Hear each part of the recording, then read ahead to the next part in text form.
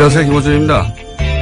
4.25 진원 그리고 시큐리티 파일, 국정원 댓글의 지상, 그 논지를 담은 파일과 그 댓글 작업을 수행한 아이디어 비번을 담은 파일이죠.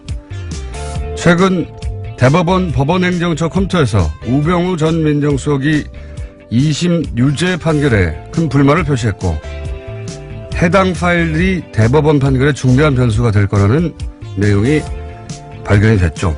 대법원은 이 파일의 증거 능력을 인정하지 않았고 결국 사건은 파기환송이 됐습니다. 우병우의 불만은 해결이 된 거죠.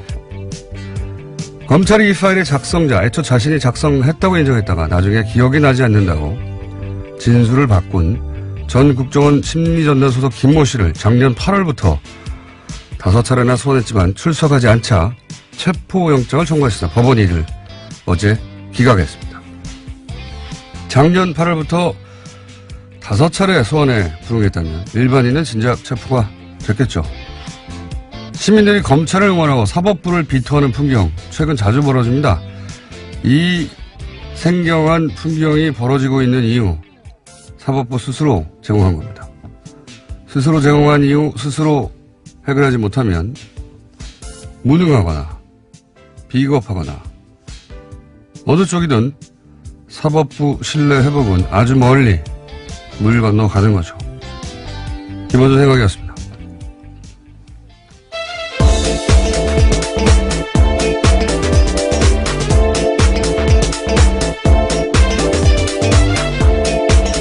시사인의 김은지입니다. 체포영장이 기각됐다는 뉴스가 이렇게 구석에 처박혀 있나 모르겠어요. 네. 기각됐습니다. 네, 그러게요. 5차례, 저는 이게 작년 8일이라고 그러죠. 깜짝 놀랐어요. 예.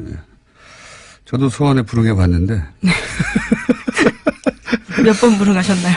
아니, 이 정도로 불응할 수는 없어요. 예, 그렇죠. 5차례나 불응했을 경우에는요, 보통 체포영장을 쳐서 데리고 나옵니다. 2번, 뭐 그것도 이제 변호사 통해서 일정 조율하고 그러면서 한 2번, 뭐 어떨 경우는 특수한 상황이 되면 3번 이렇게 모르겠는데 작년 8월이잖아요. 작년 8월. 이게 언제부터입니까? 이게 작년 8월부터 했는데 아직도 안 나오면 체포해야 되는 거 아닙니까? 네, 그리고 참고인이 아니라 피의자라고 법원조차 밝히고 있거든요. 그렇기 때문에 반드시 나와서 설명해야 될 부분들이 있는데 나오지 않고 있는 겁니다. 네, 이분이 이제 검찰 수사를 하니까 이제 아프셨어요. 또 아프실 예정인 분들이 많잖아요. 이럴 때는 아프셔가지고 병원에 입원해가지고 계속 안 나오고 있다가 퇴원했는데도 지금도 안 나오는 겁니다. 네.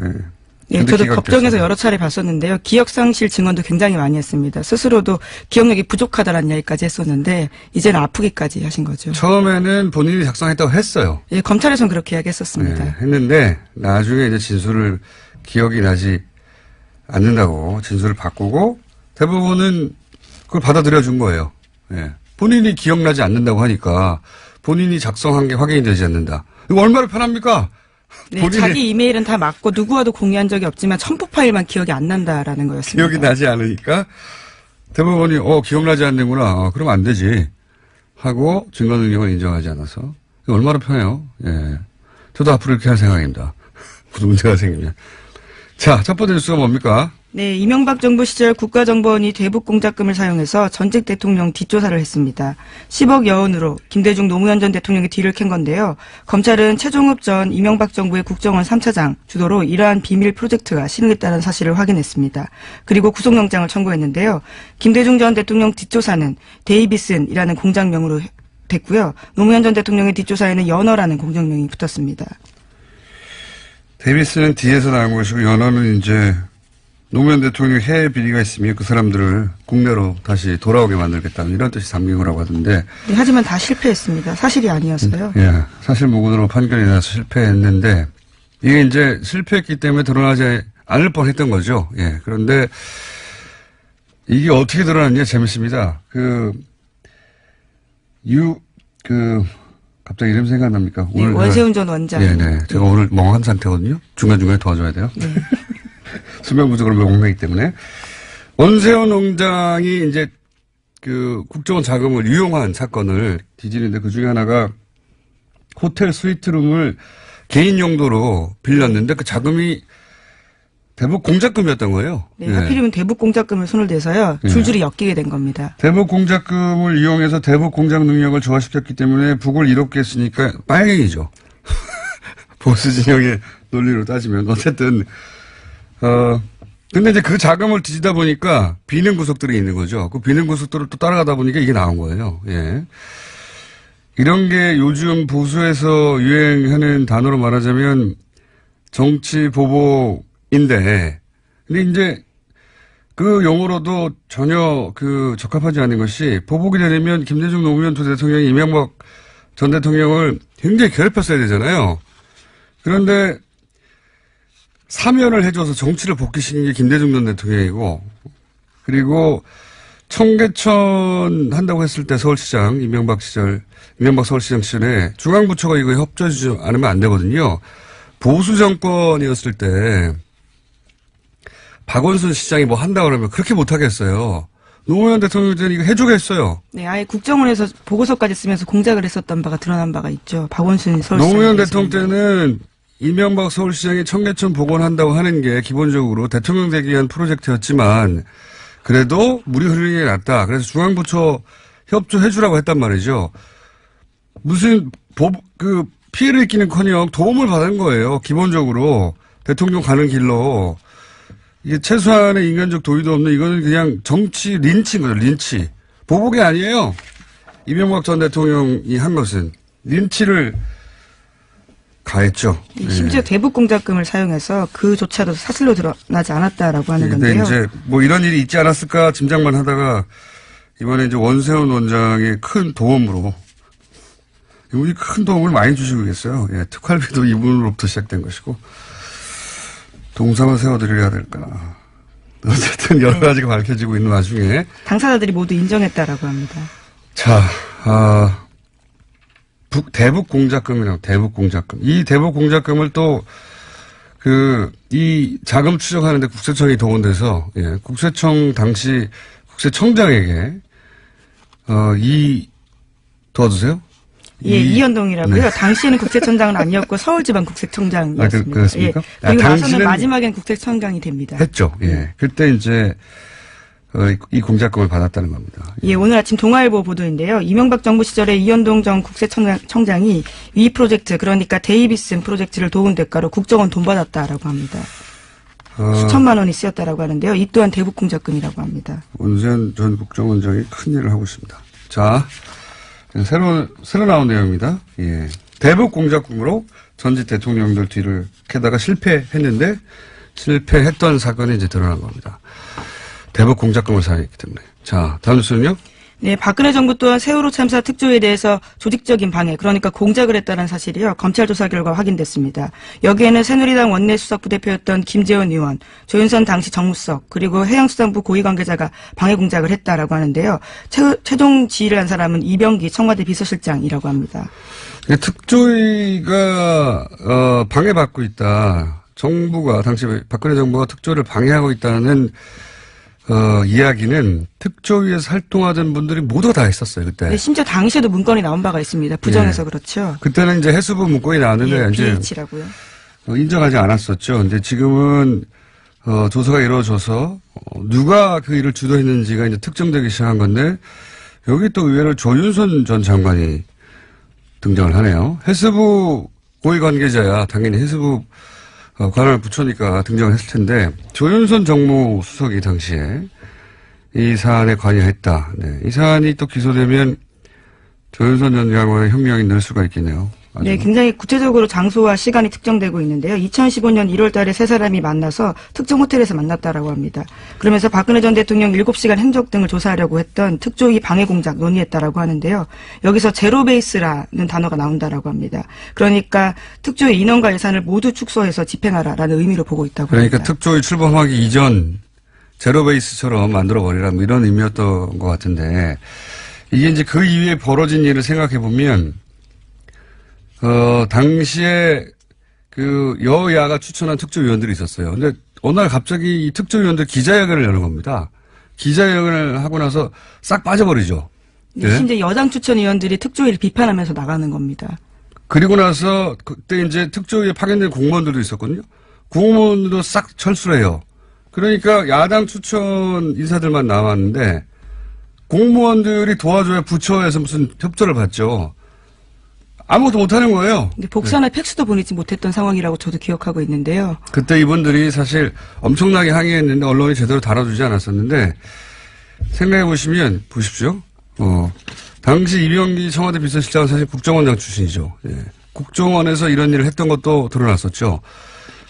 이 공무를 공작처럼 한 거예요. 예. 자기들끼리 모여가지고 이렇게 싹 특조위 활동을 방해하자 한 다음에 여당이 당시 새누리당이 추천한 특조위원들한테 기자회견을 시켜줘. 시키면 합니다. 시키면 해요. 그리고 공무원 철수시키죠. 시키면 하는 겁니다. 다 이렇게 한 다음에 결국은 무력화해서 할 수 있는 두 손 들게 만든 거죠. 예. 예. 그거 알아야 합니다. 당시 이명박 박근혜 정부 시절에는 정권이 좋아하거나 싫어하는 일들은 공적 업무를 공작처럼 했어요. 자원외교 좋아하면 공작처럼 진행하고, 예. 예를 들어 세월호 특조위 싫어하면 공작처럼 방해하고. 이게 이제 정말 뒤져보면 어마어마하게 많이 나올 것 같아요. 그래도 된다고 생각했거든요. 그때 당시 정권. 당시 김재원 의원은 세금 도둑이라는 프레임을 만들어서 특조위를 굉장히 비난했었는데요. 하지만 이에 대해서 김재원 의원은 조윤선 수석과 해수부 고위 관계자 따로 만난 기억 없다라고 현재로서는 부인하고 있다고 합니다. 글쎄요, 기억은 없으실 수 있겠죠. 불리한 기억은. 예, 특별한 상황에서. 근데 이제 이게 이 정도 나왔으면 제가 보기에는 곧 기소가 될 것 같네요. 예. 네, 해수부 차관과 해수부 전 장관들이 피의자 신분으로 나와서 이와 같은 사실에 대해서 진술하고 있다라고 합니다. 그러니까요. 이미 그때 만났던 그 자리에 있었던 사람들이 얘기를 하고 있으니까요. 자, 다음 수는요. 네, 현직 검사가 자신이 겪은 성추행을 폭로했습니다. 서지현 창원지검 통영지청 검사인데요. 서 검사는 가해자로 당시 법무부 간부 안태근 검사를 지목했습니다. 당시 법무부 핵심 간부에게서 사과받기는커녕 인사상 불이익까지 당했다라고 이야기하고 있는데요. 또 성추행 사실을 당시 최교일 법무부 검찰국장, 그러니까 현재 자유한국당 의원이 앞장서 덮었다라고 주장도 했습니다.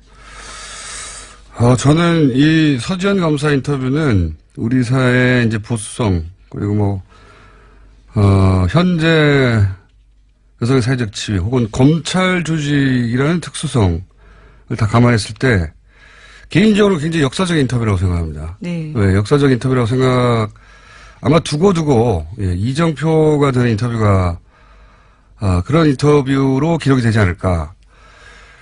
굉장히 힘든 인터뷰군요, 이게. 네, 굉장한 용기를 냈다라고 봅니다. 예. 이 인터뷰 본인도 용기를 냈겠지만 인터뷰로 인해서 많은 같은 처지에 있는 여성들이 위로도 받고 격려도 받고 그리고 용기도 되고 그래서 더 적극적인 폭로로 이어지는 이제 계기가 됐으면 좋겠는데 이게 헐리우드의 제작자 하비 웨인스타인인가요? 예.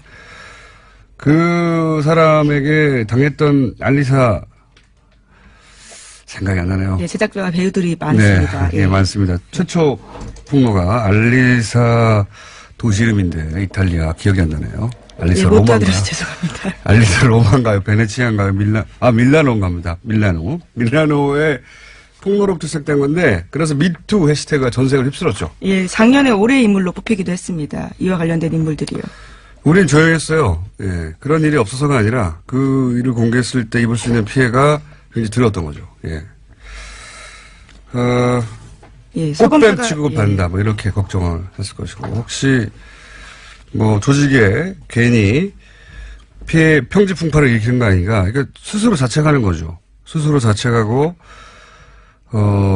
이 사회 시선을 내면화해서 잘못은 내게 있는 게 아닐까. 맨맞는 안에 증후군 같은 거죠. 예. 그런데 이제 그걸 서지현 현직 검사를 깨고 등장한 겁니다. 저는 대단한 인터뷰였다고 생각이 들고 이걸 제가 했어야 되는데. 네, 어제 원래 글을 먼저 올렸었는데요. 관련 글에서는 캠페인이 미투 해시태그 달았다라고 합니다. 네. 그리고 관계자들의 반론도 말씀드려야 될 것 같은데요. 안 전 국장은 오래된 일이고 술 마신 상태라 기억이 없지만 있었다면 사과한다라고 하고요. 최교일 의원은 전혀 기억이 없다면서 왜 나를 끌어들였는지 이해하기 어렵다라고 주장하고 있다고 합니다. 예, 밝혀지겠죠. 예. 어쨌든 저는 서지현 검사 응원하고 제2, 제3회 서지현이 계속 나오기를 응원하고 이 인터뷰 자체가 이정표로 기록될 역사적인 인터뷰였다. 저는 그렇게 생각합니다. 다만 아쉬운 것은 내가 했었어야 하는데. 예, 대검 감찰본부에서 계속해서 조사하겠다라고 하니까요. 이후 상황들도 팔로우하실 수 있을 것 같습니다. 알겠습니다. 오늘은 인터뷰가 많아가지고 바로 이어가지고 저희가 어제도 민의를 하나 했기 때문에 민의를 하나 준비했습니다. 안철수 대표 비서실장 송기석 의원 스튜디오에 직접 나오셨습니다. 안녕하십니까? 네, 안녕하십니까. 송기석입니다. 전화와 통화만 하다가 반갑습니다. 어제 이상돈 의원도 직접 나오셨기 때문에. 아, 그러셨어요? 네, 직접 나오시는 게 좋을 것 같아요. 혹시 이 자리에 앉으셨습니까? 바로 그 자리에 앉아 계셨습니다. 네. 똑같은 시간대에. 예. 우선 돌아올 수 없는 다리를 걷는 건 맞죠, 이제? 예, 그런 것 같습니다. 사실 그렇죠. 어제 그제 일월 28일 이른바 이제 통합 반대하는 이른바 민평당 측에서는 장준이 발기인데 이렇게 하고, 그리고 통합 추진하는 국민당 안철수 대표 측에서는 당무위 열어서 179명 징계함으로써 사실상 끝난 거죠, 이제. 돌아올 수 없는 다리를 걷는 거 아닌가 그렇게 보입니다. 알겠습니다. 어차피 이제 돌이킬 수 없는 일이면 그냥 핵심 몇 가지만 여쭤보겠습니다. 지금 최근에 논란이 되는. 예. 그 전당대회 때 이제 당원을 이것저것 바꾼 거, 이것에 대해서 반대쪽에서는 꼼수라고 하는 평가에 대해서는 어떻게 생각하십니까? 당원 자체를 바꾸지는 않았습니다. 그렇지 않아도 당규만 바꾼 겁니다. 그렇죠. 이제 당원까지 예를 들자면 그러니까 대표 당원에 의한 투표 방식의 전당대회가 아닌 다른 거기다 또는 추가하거나 그걸 논란이 있었는데요. 일단 정면 돌파한다는 측면에서 당원은 개정하지 않았고 당규만. 예, 당규만 이제 그 전당대회 방식에 대해서만 좀 당규를 바꿨는데 이게 좀 여러 면에서 꼼수다라는 평가에 대해서는 어떻게 생각하십니까? 네, 새벽 6시에 시작한다든가 보는 입장에 따라서는 그렇게 볼 수도 있는 것 같습니다. 왜냐하면 전통적인 의미에 그러니까 한 장소에 특정 시간에 모여서 거기서 잠깐 토론 후에 투표하는 그런 형태가 전통적인 전당대회 아니겠습니까?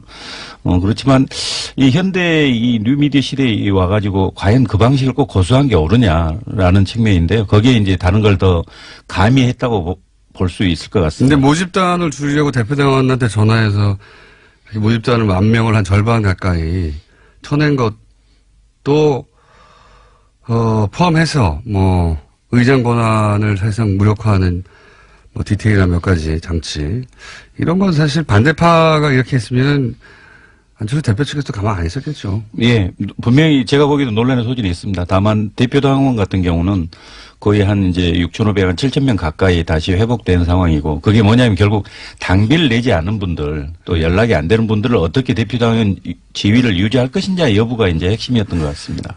핵심은 그게 아니라 어떻게든 통합을 하려고 하다 보니까. 그렇죠. 그런 측면도 있죠. 그런 측면이 다 아닙니까? 예, 그렇죠. 전대 이제 가결을 위해서 사실 그렇게 그렇습니다. 인정하겠습니다. 갑자기 훅 인정하시면. 네. 자. 그리고 또 한 가지 계속 언론에 등장하는 게 이상돈 의원 비롯해서 통합에 반대하는 세 분의 비례대표. 네. 세 분보다 더인지는 모르겠지만 어쨌든 드러난 건 세 분. 이분들의 출당을 본인들은 요구하는데 안철수 대표가 혹시 이걸 해줄 가능성이 조금이라도 있을까요? 그 전에는 아무래도 이제 정당의 자산이다. 당시 총선 당시에 정당을 보고 투표한 거 아니냐 그런 측면에서 임으로 할 수 없다라는 원칙적 원론적 입장을 표현하다가 어제 그제 이제 그 당무위 전에 입장 발표를 하면서 이제 나가세라 사퇴 요구까지 했습니다. 근데 사퇴하면 의원직을 그러니까요. 그래서 제가 보기에는 지금 우리 당 상황은 좀 통상의 상황은 아니라고 봐야죠. 더더군다나 사실상 분당 상황 아니겠습니까? 이런 경우는 그게 과연 그 의원직을 유지해 주는 게 오느냐 아는 게 오느냐. 다만 정치적 상황 변화에 따라서는 정치적으로 해결해야 되지 않겠습니까? 정치적으로 해결한다는 것은 유승민 대표의 표현에 맞춰서 이해하면 출당시켜 주라는 건데요. 네. 안철수 대표가 그렇게 할까요? 아마 상황에 따라서는 그렇게 갈 수도 있을 것 같습니다. 왜냐하면 그건 절대 안 된다고 말하는 것은 좀 통상의 경우와는 다르기 때문에 제가 이제 이렇게 그렇죠. 말씀드린 겁니다. 안철수 대표가 국민의당 창당할 때도 민주당 소속 비례 얘기 여러 번 나오지만 네, 그랬습니다. 언론에서도 그러니까요. 민주당이 요구했고 민주당에서 출당시켰죠. 실제 경남 도의원 그렇게 해줬고. 그러니까 안철수 대표 자신은 했는데 인사동돈 의원은 안 된다. 이거는 앞뒤가 안 맞췄습니까? 그렇습니다. 그 측면이 있습니다. 네, 그래서 제가 다 그렇게 인정해버리시면 말씀드립니다. 어떡합니까, 이거. 게다가 표면적 이유가 뭐라고 하든 결국은 민평당 덩치가 커지면 안 되니까 안 해주는 거라고 다들 생각하지 않습니까? 그 측면도 있고 사실상 이렇게 민평당이 교섭단체 이상이 커진다면 이건 정상적인 통합으로 제가 봐도 보기 어려운 거 아니겠습니까? 이게 네. 아니 통합 합당이라는 게 저는 국민의당의 외연확장이고 사실상 흡수라고 생각하지만 형식상 통합이지만 그렇다 하더라도 이건 마이너스 통합 이건 의아해야 할 거 아닙니까? 그러니까 그런 측면에서도 자기가 욕먹지 않으려고 그리고 남이 잘 될까 봐 막는 거잖아요. 아무튼 그런 측면보다는 최대한 함께 갈 수 있게 좀 설득하겠다. 이런 뭐. 측면이죠. 예, 뭐. 이것도 인정하셔야 될 것 같은데. 아니, 이게 명분이야 뭐 정치인들이 다 머리가 좋으니까 만들 수 있는데 결국은 저쪽 동네가 너무 커지고 내가 쪼그라들면 나는 욕먹고 저쪽은 잘 되니까 안 되는 거 아닙니까? 그렇죠. 기본적으로 뭐. 갑자기 또 인정하시고. 아니, 정치라는 게 이제 혼자 할 수 있는 건 아니고요. 최대한 뭐 세력을 함께 해야 되는 거니까. 예, 그런 욕심은 있지만. 하여튼 이것도 뭐, 더 이상의 답변은 본인이 결정하시는 게 아니니까. 예. 근데 만약에 본인이 대표라면 어떻게 하셨겠어요? 저는 실제 창당 과정에서 또 당선 과정에 그분들도 많은 노력을 한 건 사실입니다. 예. 비례대표라고 해서 가만히 있어 비례대표 된 거 아닙니다. 당연하죠. 예. 예. 그렇기 때문에 결국 그분들의 합류도 표에 예. 도움이 됐어요. 그렇죠. 실제 예. 이제 그 상황에 닥쳤을 때 지금 이제 그 직전 단계까지 왔지만 그 상황에 닥쳤을 때 진지하게 논의해서 당원과 국민들이 납득할 수 있는 방법으로 해결해야죠.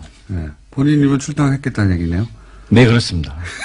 우리 쉽게 말씀하시고 인정 송기석 선생이라고 지금 문자가 올라오고 있는데 그런데 그 최근 언론에서는 언론이 하도 뭐 오보도 많고 소설도 많긴 합니다만 언론에서는 비서실장 송기석 예. 안철수의 비서실장 송기석 이렇게 쭉 보도되다가 최근에 안철수 대표 거래를 좀 두기 시작했다라는 표현이 등장하기 시작했어요. 예. 이게 이 보도가 나온 게 어떤 맥락에서 나온지 알고 계십니까? 그리고 이게 사실인가요?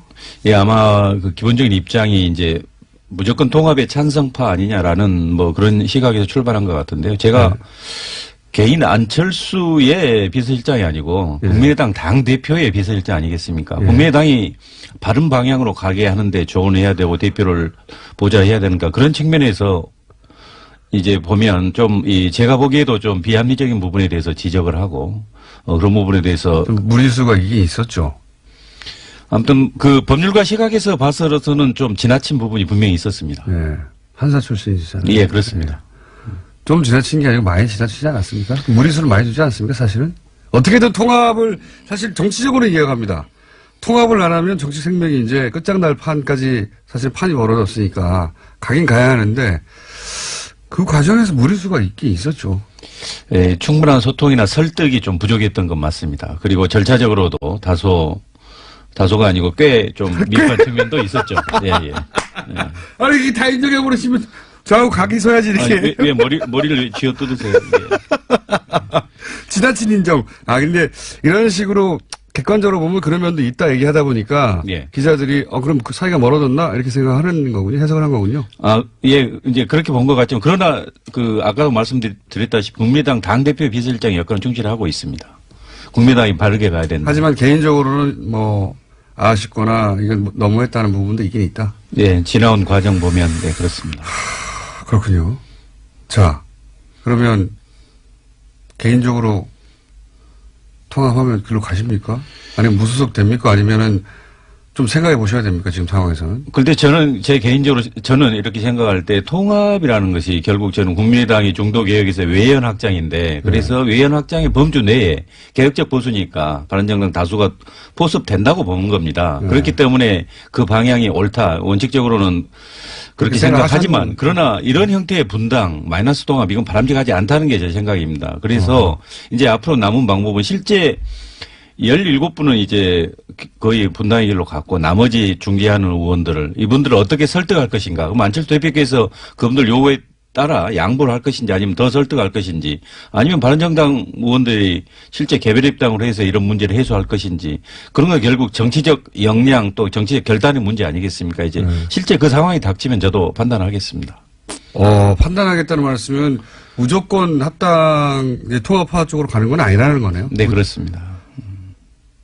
이거 처음 듣는 이야기인데 거리 멀어지신 거 맞네요. 아니 뭐 정치적 상황에 따라서는 어떤 생각하느냐는 분명히 생각 차이가 존재할 수 있죠. 하여튼 이제 당 대표 비서실장으로서 그 역할을 충실히 해 왔고, 예. 그래서 개인 감정 없이 해왔으나 그 사이에 직접 보고 겪은 과정 속에서는 이게 좀 무리한 부분이 있다. 만약에 비서실장이 아니었으면 비판하셨을 만한 사안이 있었다는 얘기네요. 그죠?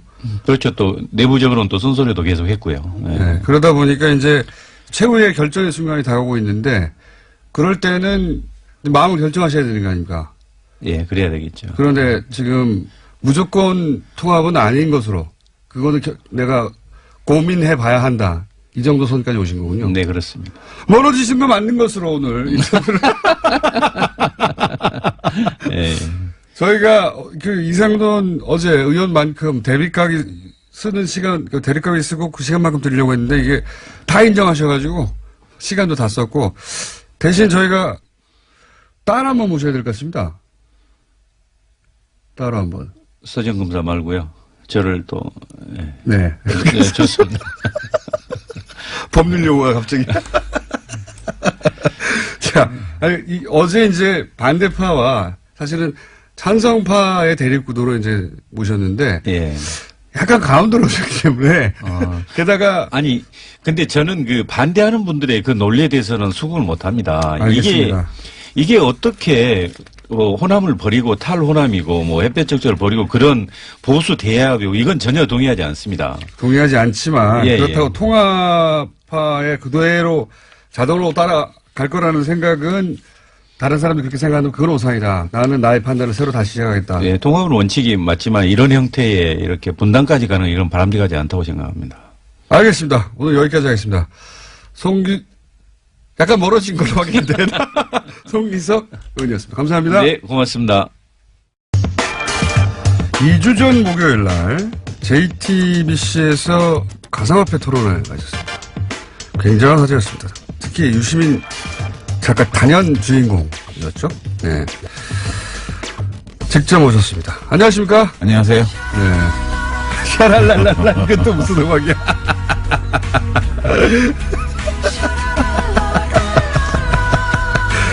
제가 이제 통화를 하다가 직접 만나고 좋네요. 빰빠레도 올려주고. 네. 오랜만에 뵈서 반갑고요. 근데 이제 이건 뭐 사적인 불만인데 토론회 하는 시간과 날짜가 하필이면 블랙하우스, 개업식 직전에 일부러 그날 잡은 거죠. 그건 이제 썰전 제작진이 그 사장실에 가서 경쟁사에서도 할 수 없는 비윤리적 그 행위라고 엄청 그 비난을 했대요. 아, 스스로? 왜냐면 썰전 방송 직전이었는데 썰전에서도 이걸 다뤘거든. 아하. 썰전에서 다뤘는데 또 했구나, 앞에서. 그렇지. 예. 그래서 썰전 제작진이 이거는 경쟁사 사이에서도 할 수 없는 차마 비윤리적인 행위라고 하는 그러니까 블랙하우스 개업식을 망가뜨리려고 하는. 그만큼 이 문제가 급한 문제여가지고. 그러면 이 문제는 결국은 손석희 사장님의 음모네요? 그렇지. 자, 원래 사실은 하고 싶은 이야기는 썰전이 다 풀기 때문에 유시민 작가는 이 섭외에 응하지는 않았습니다. 예. 근데 오늘은 직접 스튜디오에 따로 출동을 해야 할 만큼 이 심각한 사태가 벌어졌다고 이제 판단하신 거죠. 뭔가. 그렇죠. 예. 썰전이나 JTBC 이외에 또 어딘가에 가서 이거 꼭 풀어야 되겠다 생각하신 거죠. 뉴스 공장밖에 없지. 그렇다고 봐야죠. 네. 자, 오늘 그래서 도대체 블록체인이 뭔지, 비트코인이 뭔지, 뭐 기타 등장하는 여러 가지 용어들이 있습니다.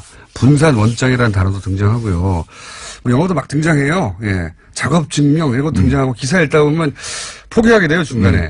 이 문제가 뭐냐면 모든 기사의 뒤에는 거래소 광고가 붙어 있어요. 인터넷에 보면. 그렇죠. 네, 그 얘기 좀 이따 할 텐데. 요 기술적인 얘기를 조금 먼저 하고 넘어가야 되는 것이 보통 이제 이런 기사 읽다가 이런 본인이 그 직관적으로 단숨에 이해가지 않는 사항이 등장하면 아, 이건 내가 모르는 영역이구나. 그렇지. 모르는 영역이기 때문에 내가 여기다 토를 달면 안 되고. 입 다물어야겠다. 그렇죠. 내가 뭘 잘 모르는 걸 거야. 이렇게 생각하게 되고 남들이 떠드는 것만 보게 된단 말이죠.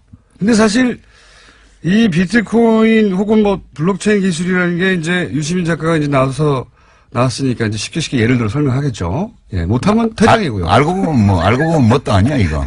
뭣도 아니야. 그래서 일단 이 2부에서는 이게 무슨 기술인가 얘기를 한번 풀어보려고 합니다. 자, 그래서 유시민 작가가 설명을 했는데 어려우면 제가 다 대신하고요. 그리고 필요 없으니까 3부는 안 나오는 것으로. 예. 이게 인류 역사상 있었던 수많은 투기 사건, 사기 사건 중에 가장 난해하고 우아한 사건이에요. 난해하고 우아한 그 뒤에 뭐 하나 붙는 거 아닌가? 사기 사건. 사기 사건, 난해하고 우아한 사기 사건. 자, 그럼 우선 이 블록체인 기술이 뭡니까? 어떻게 하자는 겁니까? 블록체인 기술은 이제 블록을 순차적으로 만들어서 거기다가 정보를 입력하는, 거래 정보를 입력하는 그런 장부 만드는 기술인데요. 이게 우리가 보통 장부를 보면 뭐 200쪽짜리 장부가 있잖아요. 그러면 거기에 순서대로 다 모든 거래 내역을 기록하잖아요. 근데 이거는 블록이라는 건 장부의 한 페이지. 그게 원래 장부가 없고 누가 한 페이지를 만들고 그 다음에 일어나는 거래 기록은 그 다음 페이지를 누가 만들면 그 페이지에 다 기록이 되는 거예요. 그래서 이 첫 그걸 페이지 또 다 공유해요, 같이. 공유라기보다는 그걸 늘어놓는 거지. 그거를 그 원장을 가지고 싶은 사람은 가질 수 있게. 아, 요렇게 설명해가지고 저희 PD가 저 IT 바보거든요. PD 표정을 보니까 이해를 못했어요, 지금. 멍하게 있는 거 보니까. 그러니까 우리 돈 거래하는데 그 기업 장부나 혹은 뭐 은행 장부에 돈이 들어오고 나간 게 기록이 돼 있어야 되잖아요. 근데 그거 은행 필요 없이 우리끼리 그냥 사람들끼리 누군가가 장부를 만들면 그 장부에 막 기록이 되게 하는 거야. 장부 한 페이지가 블록 하나예요. 장부 한 페이지가 블록 하나고. 블록체인은 뭐냐 하면 첫 번째 장부에 이름이 있어. 그게 제네시스 블록이라 그래서 원조 블록. 거기에 장부 맨 끝에 나오는 기록 하나가 그 다음 페이지 맨 위에 올라가고. 그렇죠. 자세히 하시네. 그 다음 페이지의 맨 끝에 엔지니어 아니시면서 자세히 하시네. 그래서 그 페이지마다 이름이 정해지는 거예요. 순서대로. 맞아요. 그러면 페이지 이름을 보면 그 앞에 페이지가 어느 쪽 페이지고 뒷 페이지가 어느 페이지인지 다 알 수가 있어. 그렇죠. 서로 그리고 어느 한 군데를 조작해가지고는, 들키게 되죠. 그죠. 비가역적이에요. 한번 장부가 작성되고 나면 변경을 못 해. 그래서 이 페이지 하나하나가 차례대로 이어지기 때문에 체인이라고 그러는 거예요. 요거는 실제 기술 원리에 굉장히 가깝게 설명을 하신 거예요. 근데 저희 PD 표정이 알아들은 척 하려고 하는데 못 알아들은 표정이거든요. 그러니까 기사에는 다 이렇게 나와요. 탈중앙화 시스템에서 안전하게 사용할 수 있는 디지털 원장의 기반 기술. 이렇게 표현해놔가지고 알아들을 수가 없는데. 일부러 그러는 것도 있어요. 못 알아들으라고. 일부러 그러는 이거 어마어마한 거다? 이거 대단한 거야? 너 모르지 이거 뭔지? 뭐 이러면서. 내가 시킨 대로 해야 돼. 뭐 그런 거. 근데 제가 또 한번 그러면 설명해 볼게요. 왜냐하면 저도 그런 방식으로 주변에 제가 또 나름 공돌이 출신이에요. 설명해 보려고 했더니 잘 못 알아듣더라고요. 잘 못 알아들어가지고 이제 야동 있지 않습니까? 야동을 예전에는 중앙에서 받았어요. 토렌트 같은 거예요. 그렇죠. 이게. 근데 최근에는 토렌트라는 게 등장했어요. 이거는 뭐냐면 중앙에서 만든 게 아니라 사람들이 막 가지고 있는 거예요. 전 세계에. 그렇죠. 그 똑같은 야동을. 그걸 P2P라고 그러잖아요. 그렇죠. 근데 전 세계 예를 들어 10,000명이 가지고 있으면 그 파일을 10,000개로 쪼개가지고 여러 사람한테 받는 겁니다. 그러니까 중앙이 없고 자기들끼리 주고받는데. 그렇죠. 자기 개인 서버의 용량이 안 되니까 조금씩 나눠서 받는 거예요. 그렇죠. 그걸 토렌트라고 해요. 본질적으로 이거 똑같은 겁니다.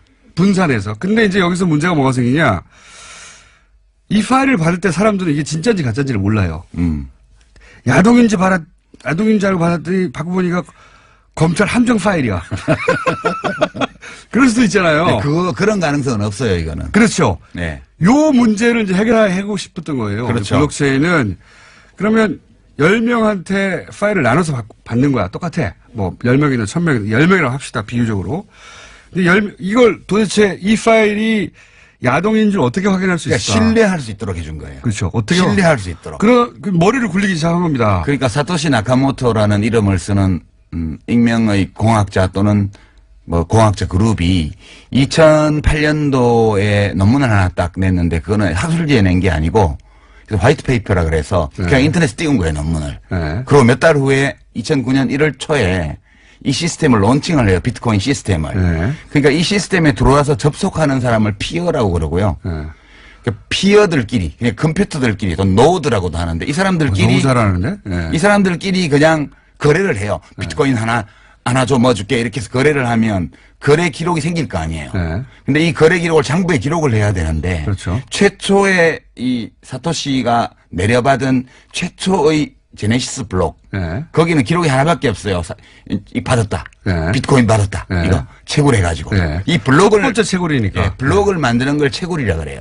아, 이것도 설명해야 되는데. 아니, 채굴이라 그러는데. 저희 PD가 이때까지 못 알아듣다가 본인이 못 알아듣는 걸 표시를 내기 싫으니까 거기 끄떡끄떡해서 알아들은 척. 그러니까 우리가 이제 사람들이 그 시스템에 비트코인 시스템에 쫙 들어와서 네. 서로 막 거래를 해요. 네. 그럼 거래 정보가 기록이 되려면 장부 페이지가 만들어져야 되는데 그게 한 페이지가 한 블록이라 그랬잖아요. 네. 그게 10분마다 블록이 갱신돼요. 10분마다. 네. 네. 그럼 새로운 블록을 만드는 놈은 장부를 만드는 놈이잖아. 네. 얘한테 보상을 해줘야 돼요. 그렇죠. 그게 처음에는 50비트코인을 줬어. 네. 블록 하나, 장부 한 페이지를 만들면. 네. 그리고 이 장부에 앞으로 기록될 거래 내역이 생길 거 아니에요. 네. 그러면 그 거래 내역의 숫자에 따라서 또 수수료를 줬어요. 예. 그 수수료가 비트코인입니다, 사실. 그렇죠. 예. 수수료와 이해 가시려면 보상금을 다 모르네. 비트코인으로 준 거지. 예. 처음에는 보상금을 블록 하나에 50비트코인 줬다가 예. 21만 개 만들어질 때마다 반씩 줄여갖고 지금은 12개 반인가 줘요. 예. 지금 그동안 세월이 가서. 자, 요게 이제 기술 원리에 아주 부합한 설명입니다. 아주 부합한 설명인데 제가 야동으로 다시 한번 시도해 볼까요? 이 야동은 신뢰가 없잖아. 그게 야동을 어떻게 신뢰할까 고민한 거예요. 예를 들면 이거 받기 전에 내가 이게 틀림없이 야동이라는 걸 알아야 되잖아요. 네. 받는 과정에도. 그럼 어떻게 했느냐. 10명에다가 10문제를 풀게 한 겁니다. 다. 그 10명이 쫙 있다. 파일. 그렇게 설명하면 안 되고. 못 알아들으시는 표정이. 그러니까 이제 지금 이 비트코인 시스템이 모든 암호화폐의 이제 기본 형태인데 네. 이 사토시라는 자가 하여튼 뭐 사람인지 아닌지 모릅니다, 현재. 사토시라는 자가 이 집단이죠. 시스템을 설계를 했어요. 네. 근데 재밌는 게 사람들이 여기 들어와도 될 이유가 없는 거야. 그렇죠. 이거를 퍼블릭 블록체인이라는 이름을 붙여서 네. 퍼블릭 아니거든요. 우리가 보통 생각하는 퍼블릭은 공공재 네. 이걸 퍼블릭이라고 그러는데 이거는 퍼블릭하고 아무 상관이 없어요. 네. 그냥 오픈돼 있는 거죠. 사람들이 들어와야 되는데 안 들어올 이유가 없어. 그러니까 도토리 줄게. 네. 그래서 와서 그렇습니다. 열심히 이제 문제를 풀어서 네. 그 원장 장부를 만드는 놈한테 상을 주는 시스템을 만든 거예요. 그 상위 비트코인인데. 비트코인으로. 예. 그런데 이제 이 페이지 하나는. 나도 말하고 싶어 죽겠네, 이거. 이게 뭐요? 손님이니까 해보세요.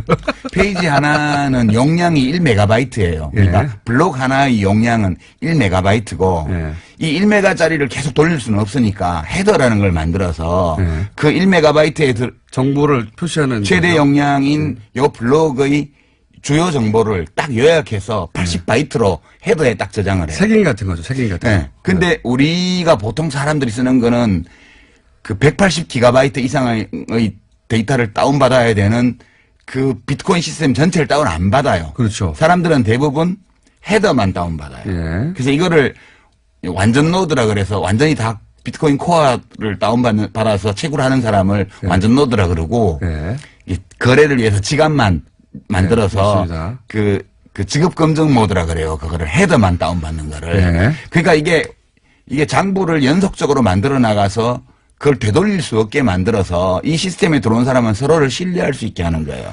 근데 이 장부를 만들려면 저희 PD 포기했어요, 얼굴이 보니까. 그래요? 아니, 이해하고 싶어 죽겠거든요, 자기도. 근데 이제 따라오다가, 아니, 난 안 되나 보다 하고 지금 그 표정이에요, 지금. 하여튼 그런 거예요. 그렇게 장부를 만드는 사람한테 상 주는 시스템이야. 제가 그러면, 왜냐면, 이게 원리에 정확하게 부합되는 설명이 맞아요. 제가 알고 있는 바. 근데 제가 그 설명으로 설득시키나 이해시키는 사람이 별로 없어가지고. 아니, 그냥 이렇다는 거 알면 돼요. 그냥 별거 아니라는 거. 제가 이제 아주 쉬운, 원리에는 약간 벗어나지만 본질은 비슷한 겁니다. 예를 들어서 비밀번호가 하나 있어요. 비밀번호가. 이 비밀번호가 있는데 그걸 사진을 찍었어요. 사진을 찍어요. 그런데 그걸 퍼즐로 막 나눠요. 예. 그걸 만약에 10명이 보유해요. 비밀번호를 알려면 그 퍼즐 10개를 다 훔쳐야 되잖아요. 10사람으로부터. 그렇죠. 좀 어렵죠. 근데 이게 10만 조각, 100만 조각이 됐다고 생각해보면 100만 명한테 가가지고 어떻게 다 훔칩니까, 그거를. 불가능하죠. 예. 이렇게 분산을 시켜버린 겁니다. 이렇게만 이해하세요. 예. 그래도 돼요. 그건 좀 부적절한 설명. 부적절한 설명이죠. 부적절한 설명인데, 이렇게만, 우리 PD 좋아하잖아요, 봐요. 우리 PD 수에 맞추면 그런 겁니다. 아니, 사실은 이게 신뢰성이 있는 거는 그 비유도 좋지만, 이제 뭐 문제를 풀어야지 돼요. 여기서 그렇죠. 뭘 하려면. 예. 그러니까 10분마다 원장이 만들어지는데 여기서 뭘 해야 되는데, 얘네들이 암호화를 많이 해놔가지고, 이런 거예요. 까만색 칠을 해놓고, 이건 무슨 색깔을 몇 프로씩 섞은지 찾아내. 예. 처음에는 채굴이 쉬웠어. 왜냐면, 이거 까만색이니까 빨강, 노랑, 파랑이야. 그러면, 그래, 너 잘했어. 이러고 정보 한 페이지 만들어주고 50비트코인을 줬어요. 예. 근데 지금은 이게 2조배 어려워졌어. 처음보다. 그렇죠. 지금은 이 50가지 물감을 섞어서 한 색깔을 내놓고 이거를 몇 가지의 물감을 몇 %씩 섞어서 만들었는지 알아내면 상을 주는 거예요. 이게 블록을 주는 거예요. 비유하자면 그런 네, 겁니다. 근데 이거를 이론적으로 규명할 수가 없고 다 해봐야 돼. 그래서 채굴업자들이 그래픽카드를 써가지고 어마어마하게 돌리는 거예요. 자, 요게 이제 정확하게 기술에 부합한 설명이고요. 제 방식으로 퍼즐을 이제 해볼게요. 퍼즐을 맞춰야 되잖아요. 그리고 비밀번호를 알고 싶어요. 돈을 훔치고 싶어서. 그렇지.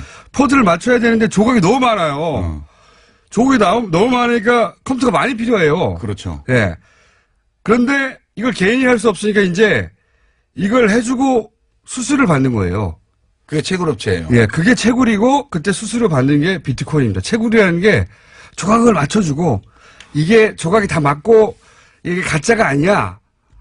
라는 게 누군가 대신해줘야 되는 건 조각이 너무 많아. 그렇게 생각하시면 됩니다. 난 비밀번호를 알고 싶은데 이게 정확하게 기술에 부합되는 내용은 아니지만 본질이 그렇다는 거예요. 그걸 작업증명이라고 그래요. 그 그렇죠. 과정을. 예. 그러니까 이게 맞나? 안 맞나? 네, 수학 문제를 푸는 게 아니고 수많은 경우의 수를 직접 대입해 봐야 되는 거라 가지고 그러니까 컴퓨터가 많은 놈이 이기는 거예요. 10분마다 하나씩 블록이 만들어지니까. 예. 그러니까 어마어마한 그 양의 그래픽카드 GPU를 설치해 놓고 그거를 쪼개서 10,000대 가지고 작업하면 100대 가지고 하는 놈보다 100분의 1의 시간에 할 수 있는 거죠. 예. 그래서 전기를 많이 먹는다는 것이고. 어마어마하게 먹는 거지. 어마어마하게 쌓아놓고 하는 거예요. 컴퓨터 한 대에 할 수 있는 일이 아니니까. 근데 문제는 예. 그거를 이제 해서, 풀었네? 조각을 맞췄네? 그러면 잘했어. 수수료 하나 딱 주는 겁니다. 수수료가 아니라 블록 하나가 만들어지면서 네. 이제 문제는 그걸 비트코인이라고 하는 거죠. 난이도는 첫 번째 제네시스 블록하고 네. 50만 번째 블록을 비교를 하면 50만 번째 게 그 1조 8천억 배 어려워요. 난이도가. 숫자도 다 기억하면. 약 이분이 1조 진짜. 8천억 배 어려운데 그러니까 채굴은 어려워지니까 비용이 많이 드는데 예. 비트코인 값이 안 올라가면 채굴이 안 돼요. 그러니까 채굴이 스톱되는 순간 이 시스템은 다 다운되는 거기 때문에 무슨 수를 쓰더라도 이 시스템을 돌리려면 값을 올려야 돼요. 그래서 사기꾼들이 이제 사기적인 방법으로 값을 올리는 거죠. 자, 여기까지는, 저희 PD의 눈빛으로 봐. 한 3분의 1 정도를 이해하는 척 하고 있어요. 이해하는 척 하고 잠깐 있고. 몰라도 돼. 별거 아니라는 거 말하면 돼. 하여튼 기술이라는 게 어렵게 들리지만 본질은 그렇게 어려운 게 아니다. 예. 근데 이제 원래 맞게 설명하셨고, 3부에서 그러면 이게 왜 문제인가 본격적으로 얘기를 해보겠습니다. 3부에서. 자, 독학으로 비트코인 전문가, 반열에 오르신 유시민 작가와 함께. 전문가는 개뿔. 자, 비트코인 얘기를 하고 있습니다. 예, 기술 설명을 초반에는 2부에는 해서 다 이해가 됐다는 분들도 있고, 문자를 보니까요. 예, 그리고, 어렵다. 나는 PD하고 이해력이 같나 보다. 이런 분들도 있고, 그리고, 김어준 닥쳐라도 좀, 그래서 저는 2부, 3부에서는 가능하면 참으려고 노력하겠습니다. 자, 물론 튀어나갈지도 모르겠지만. 자, 기술은 이제 그렇습니다. 혹시 이해 안 하시면 2번, 3번 저희 방송을 다운받아서 들으시면 되고. 이게 왜 문제입니까, 근데? 기술은 그런데. 왜냐하면 이게 이미 망한 시스템인데 이미 망한 시스템에서 나온 코인을 이 사고 팔아가지고 투기 광풍을 일으키고 있어서 왜 망한 시스템입니까? 이게 이제 2가지 이유 때문에 망한 시스템인데요. 그러니까 투기 광풍이 일어난 거는 시스템이 망했다는 거를 기술적으로는 이미 거의 다 확인한 상황에서 거래소들이 만들어지면서 시작된 건데요. 망한 이유는 크게 보면 첫째는 결제를 많이 할 수가 없어요. 이게 원래 중앙기관이 필요 없고, 예. 그죠? P2P로 예. 개인 간에 바로 거래한다 그랬는데 지금 채굴업체들이요. 예. 새로 블록이 형성이 돼야 예. 채굴을 해야 이제 이게 시스템이 계속 유지가 그렇죠. 되는데 예. 0.0001%의 노드 그러니까 이 시스템에 가입해 있는 컴퓨터 예. 사용자 중에서 0.0001%의 채굴업체들이 블록을 만들고 있어요. 예. 그 나머지 99.9999%는 이 채굴업체들이 블록을 생성해 줘야만 그렇죠. 예. 거래를 할 수 있는 거예요. 맞습니다. 예. 그러니까 그리고 이 1메가바이트로 한정되어 있는 이 블록의 크기, 블록의 생성 속도 이런 걸로 이제 계산해 보면 1초에 7건 정도밖에의 거래 트랜잭션이라 그러는데 예. 거래 내역을 1초에 7개밖에 못 적어요, 거기에. 무슨 얘기냐면 비트코인을 물건을 사려고 하잖아요. 그때마다 확인을 해야 되는데. 그렇죠. 그건 예. 10분 걸리거든요, 최소한. 예. 왜냐하면 다음 블록이 형성되어서 예. 그 10분마다 블록이 형성되니까 거기에 이 트랜잭션이 기록이 되고 확인이 돼야 거래가 성립돼요. 예. 그러니까 미니멈 10분이고요. 수수료를 적게 표시하면 처리가 3일, 5일, 일주일도 안 돼요. 맞습니다. 수수료가 높은 걸 빨리 해줘요. 그럼 거래소에는 어떻게 이렇게 순식간에 되느냐? 그거 설명해 주셔야죠. 거래소는 지금 저 암호화폐에 뭐 비트코인 포함해서 거래하는 사람의 대부분이 네. 암호화폐 지갑이 없어요.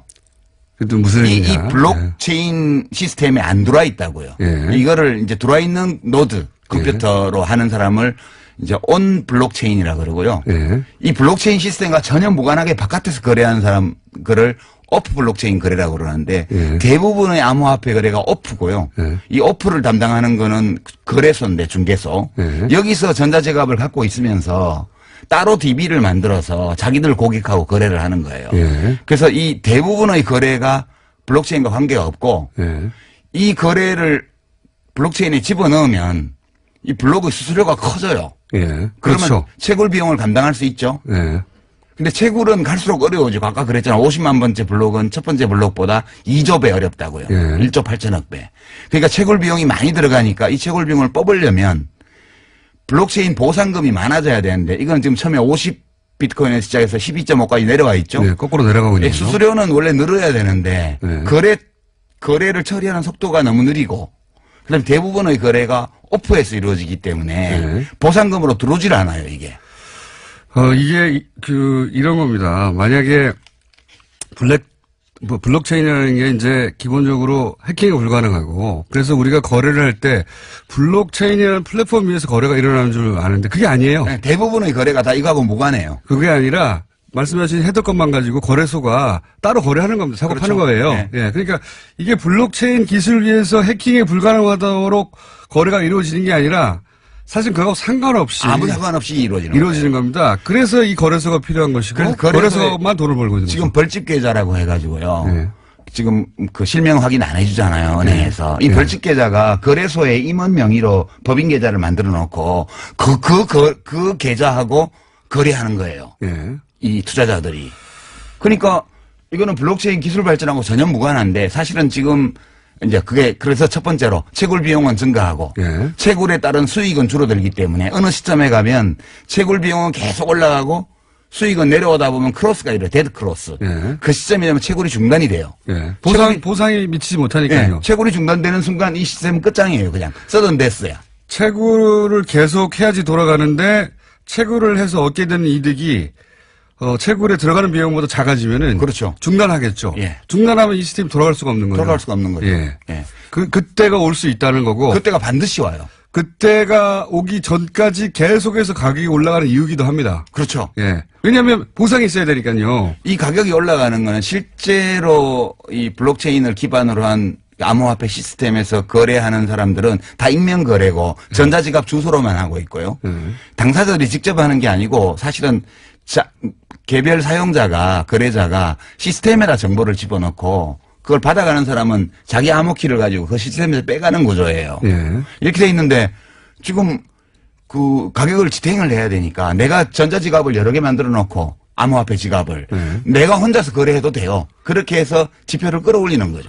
그게 실제로 있었던 일이죠. 예전에 2010년, 13년에 아직 이제 비트코인 가격이 $100 수준이었을 때 갑자기 한두 달 만에 $1,000가 된 적이 있어요. 그렇죠. 근데 이제 그걸 나중에 올해 어떤 저널에서 발표를 했는데 이거 한 사람이 한 거다. 그렇죠. 프로그램 2개 돌려가지고. 아니 그거야 뭐 지갑 한 10개 만들어 놓고 사고 팔고 하면 까불나가는 거예요 계속. 그렇죠. 예, 그걸 실제로 이런 경우가 있었고 그러면 지금은 없느냐. 지금도 하고 있죠. 지금도 하고 있다고 봐야 되는 당연히 거죠. 하고 있는 거지 그거는. 그러니까 이 시세가 시장이 저절로 조절되는 게 아니라는 겁니다. 기본적으로. 그러니까 노름판으로 치면 타짜들이 와서 다 판을 조작하는데 이렇게 순진한 그런 도박에 끌린 사람들이 들어와서 판돈 집어넣고 있는 거예요 지금. 블록체인 기술은 조작이 불가능하지만 고 이미지 때문에 거래소도 조작이 불가능할 거라고 생각하는데 그건 아니라는 겁니다. 그건 아니죠. 예. 지금은 근데 거래는 거래소에서 일어나는 거예요. 그러니까 지금 이게 블록체인 시스템은 안전해요. 예.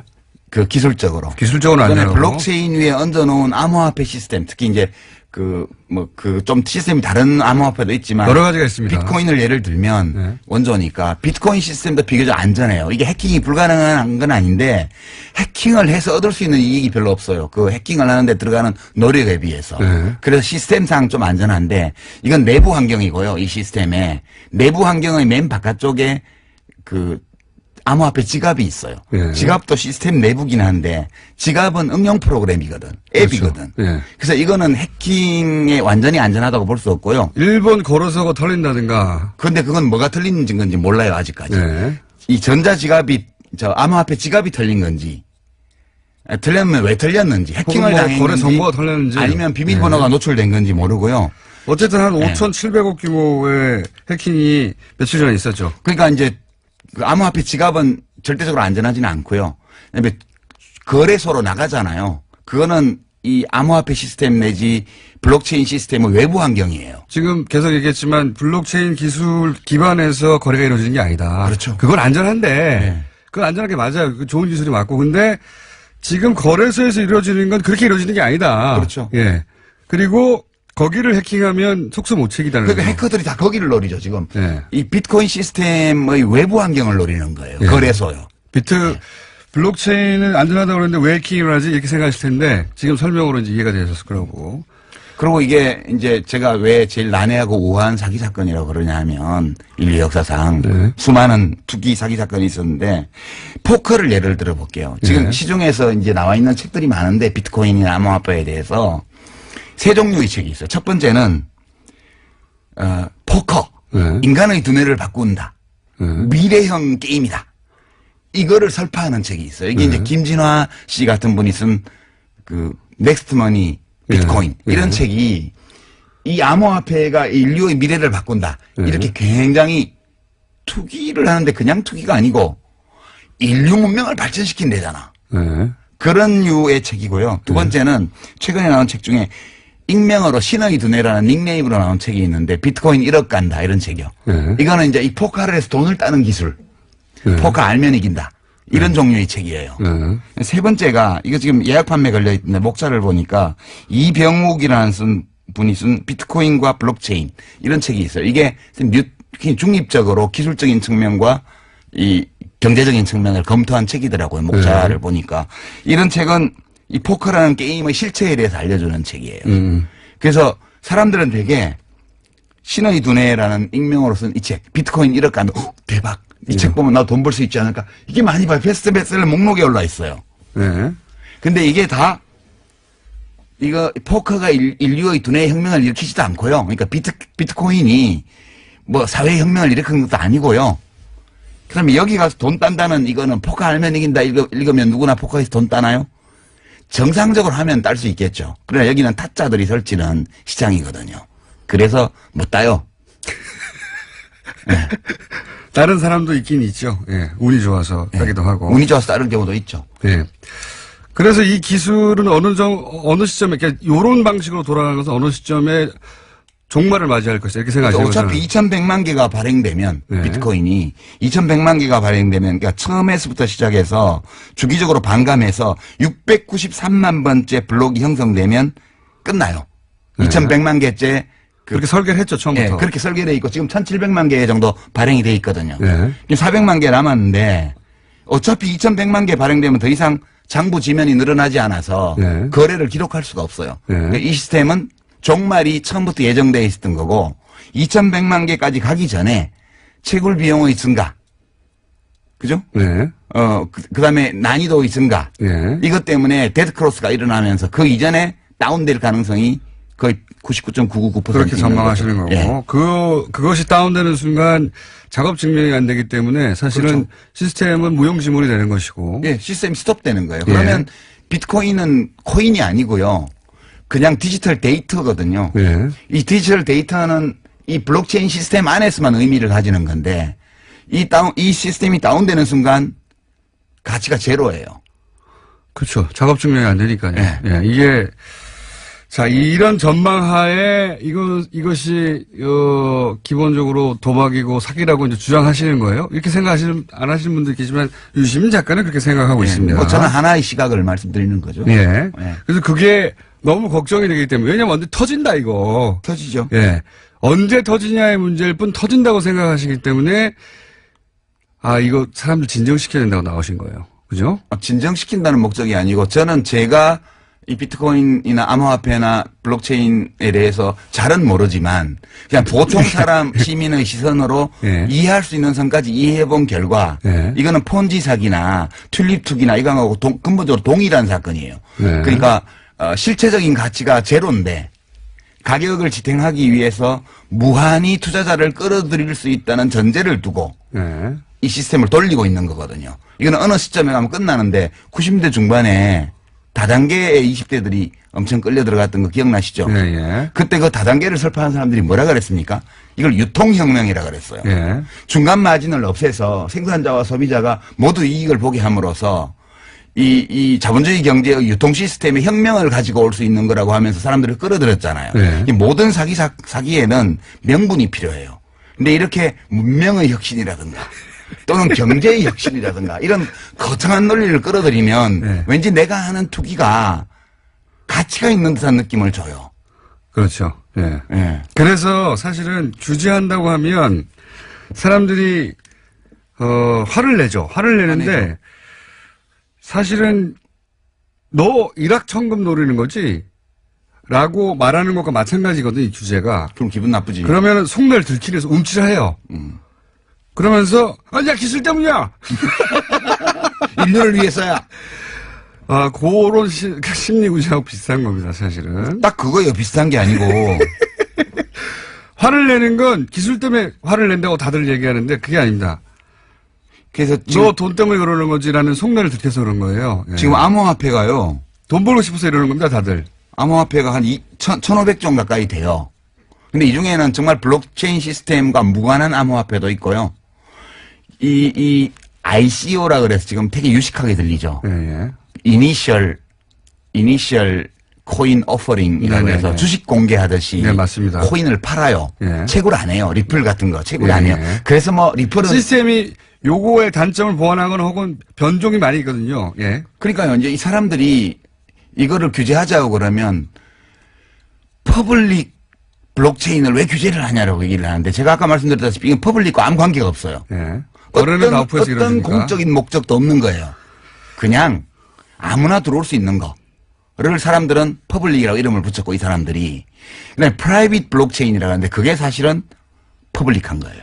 공공적인 거예요. 그게 은행에서 이용할 수 있는 기능이 필요한 사람들이 특별한 동기부여를 코인 연행을 안 줘도 자기가 여기 가입해서 유형무형의 이익을 얻을 수 있는 사람들이 들어와요. 네. 그렇게 공공적 수요가 있는 분야에 공적인 어떤 효용을 가질 수 있는 블록체인을 프라이빗 블록체인이라 그러고요. 저는 선거를 이걸로 하면 좋다고 봅니다. 선거? 예. 그렇죠. 투표 시스템. 국민 투표 시스템, 선거 시스템을 이걸로 할 수 있죠. 그러면은 위 변조가 절대 불가능하거든요. 불가능하죠. 예.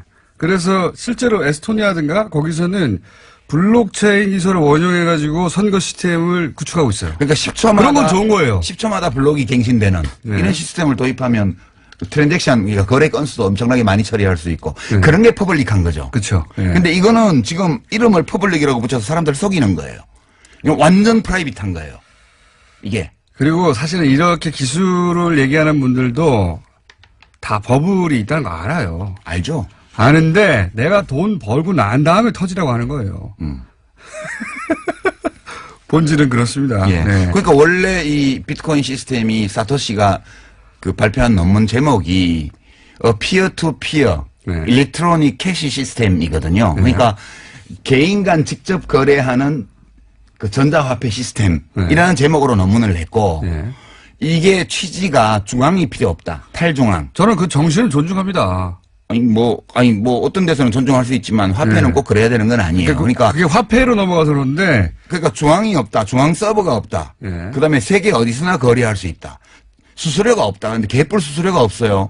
지금 중앙은 채굴업체하고 거래소가 중앙 노릇하고 있고요. 네. 수수료는 원래 사토시가 이 시스템을 발족할 때 최소 수수료를 0.00001 사토시. 그러니까 1억 분의 1 비트코인이 1 사토시인데 네. 1000 사토시를 최저 수수료를 했어요. 네. 근데 지금은 실제 평균 수수료가 그 150배예요. 150배요. 예전에 며칠 전입니까? 며칠 전입니까? 이 비트코인 관련한 협회가 미국에서 네. 비트코인으로 입장권을 팔지 않았죠. 안 팔지, 못 팔지, 거래 못 해요. 그게 또 뭐 그런 이유도 있지만 또 하나는 실제 거래를 하려고 그랬더니 너무 오래 걸리는 거예요. 3일. 표를 사고 파는데 너무 오래 걸리는 거예요. 수수료도 15,000원. 그거는 지금 얘기한 대로 거래소가 아니라 직접 하려고 한 거거든요. 그러다 보니까 네. 협회도 이걸 화폐로 사용하지 못한 겁니다. 못하죠. 예. 그게 지금 이벤트가 많잖아요. 이벤트가 ICO라는 이벤트를 하고 한쪽에는 코인 판매요. 네. 최초 코인 발행. 이거는 채굴을 안 한다는 뜻이에요. 사용자들이. 네. 회사에서 코인을 다 만들어서 그냥 주식 팔듯이 팔아버리는 거예요. 그렇죠. 근데 돈을 받고 팔면 법에 걸려. 그러니까 기존의 암호화폐를 받고 코인을 팔아요. 이거 사기가 되게 많고요. 두 번째는 사기 지금. 내가 이 암호화폐로는 거래 못한다고 얘기해요. 거래할 수 있다는 걸 보여주려고 이벤트를 막 만들어요. 네. 뭐 부동산을 사고 팔았다. 그럼 누가 사고 팔았나 보면 비트코인 관계자예요. 암호화폐 관계자예요. 저희 PD 표정이 지금 약 10% 정도 이해하면서 나머지는 나는 이게 한계인가 보다 이런 표정이에요. 위메프하고 무슨 빗썸하고인가 해서 뭐 계약해가지고 지금 위메프에서 그 암호화폐 몇 종 가지고 판매한다는 이벤트가 어제 뉴스에 나왔잖아요. 네네. 그거 비트코인 거래 아니에요. 블록체인 거래 아니라고요. 그냥 거래소를 중간에 끼고 네. 소비자들은 마치 암호화폐로 지불하는 것처럼 하고 네. 그걸 위메프에서 모아서 네. 거래소하고 다시 환전하는 거예요. 맞습니다. 그 전부 다 100% 오프 블록체인 거래이기 때문에 암호화폐가 거래 수단으로 사용되는 걸 증명하려고 만들어낸 사기 이벤트입니다. 그게 전부 다. 사기 이벤트. 아니면 아니라고 말 좀 해봐요. 초강성 발언이 계속 나오고 있고요. 자, 실제 이제 이런 우려 때문에 규제 자체는 세계적인 추세죠. 지금. 그렇죠. 예. 어저께 다보스 포럼에서 뭐 유럽연합 정상들도 규제해야 된다고. 예, G20도 이제 하겠다고 하고. 근데 이게 한 국가만 해가지고는 우리도 겪었지만, 그리고 다른 나라도 다들 겪고 있지만, 한 국가만 해가지고는, 여기 규제가 좀 생기면 다른 데 가거든요. 가도 돼요? 예. 제 말은, G20이 이제 그걸 자꾸 겪다 보니까 자기들끼리 단일한 규제안을 만들자 이런 얘기를 하고 있다고 하더라고요. 아니 뭐 단일한 규제를 해도 좋은데 일국적 규제를 해도 돼요? 이거는. 아니 뭐 온라인 도박 단속을 뭐 유엔에서 해야 되나? 근데 이제 밖으로 빠져나가서 계속 하는 거죠. 그거는 P2P 거래밖에 안 되죠. 예. 그렇다 하더라도 돈을 계속 거기에 제 말은 뭐냐면 사고는 나는 겁니다. 사고. 무슨 사고가 나냐면 이게 이제 바다 이야기가 자꾸 나와요. 바다 이야기가.